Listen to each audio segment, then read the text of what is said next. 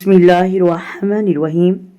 रबीउल अव्वल का महीना आ गया, घरों में नातें भी चल रही हैं, दरूद शरीफ भी पढ़ा जा रहा है। लेकिन क्या आप जानते हैं कि मोहब्बत रसूल सल्लल्लाहु अलैहि वालैहि वसल्लम का असल तकाजा सिर्फ नातें सुनना नहीं।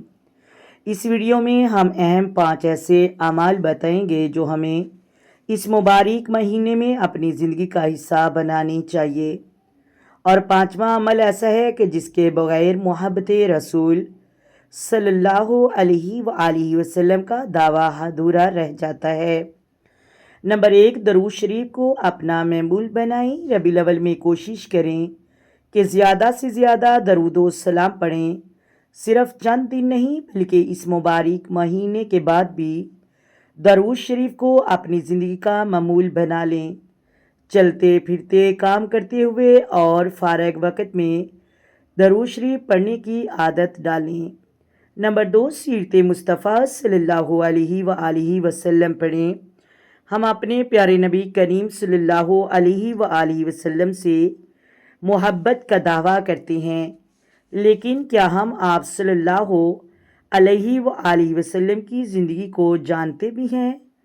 रबीउल अव्वल में रोज़ाना कुछ वक़्त निकाल कर सीरत रसूल सल्लल्लाहु अलैहि वसल्लम का मुतालिया करें। आप सल्लल्लाहु अलैहि वसल्लम का इखलाक, इबादत, सब्र, रहम, घर वालों से हुस्न सलूक और गरीबों के साथ शफ़क़त, इन चीज़ों को जानें और अपनी ज़िंदगी में अपनाने की कोशिश करें। नंबर 3, अगर एक सुन्नत अपनी ज़िंदगी में शामिल करें।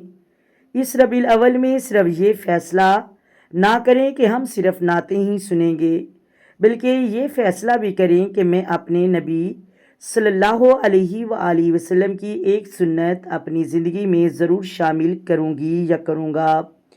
मसलन सलाम को आम करना, मुस्करा कर मिलना, वालिदैन के साथ अच्छा सलूक करना, पड़ोसियों का ख्याल रखना या खाने पीने के मसनून आदाब अपनाना। एक सुन्नत हमारी ज़िंदगी बदल सकती है। नंबर 4, सदका और गरीबों की मदद करें। रबीउल अव्वल हमें रहमत, मोहब्बत और हुस्न इखलाक का पैगाम देता है। इसलिए अगर अल्लाह ताला ने आपको इस्ताअत दी है तो किसी गरीब की मदद करें, किसी यतीम को खाना खिलाएं, किसी ज़रूरतमंद के घर राशन पहुँचाएं या किसी परेशान शख्स की मुश्किल आसान करें। नेकी सिर्फ अपने लिए नहीं, दूसरों के लिए भी होनी चाहिए। नंबर 5, सबसे अहम, अपनी ज़िंदगी को सुन्नत के मुताबिक बनाने की कोशिश करें। ये सबसे अहम बात है। अगर हम रबीउल अव्वल में सिर्फ नाते सुनते हैं, दरूद पढ़ते हैं, सीरत बयान करते हैं, लेकिन नमाज में सुस्ती करते हैं, झूठ बोलते हैं, लोगों का हक मारते हैं, वालिदैन को तकलीफ़ देते हैं या गुनाहों को नहीं छोड़ते, तो हमें अपने दिल का जायज़ा लेना चाहिए। मोहब्बत रसूल सल्लल्लाहु अलैहि वसल्लम का तकाजा ये है कि हम आप सल्लल्लाहु अलैहि वसल्लम की तालीमात पर अमल करने की कोशिश करें। रबीउल अव्वल सिर्फ एक महीना नहीं कि जिसमें हम नाते सुने फिर सब कुछ भूल जाएं, बल्कि ये महीना हमें याद दिलाता है कि हमारे प्यारे नबी हज़रत मोहम्मद सल्लल्लाहु अलैहि वसल्लम की ज़िंदगी हमारे लिए बेहतरीन नमूना है।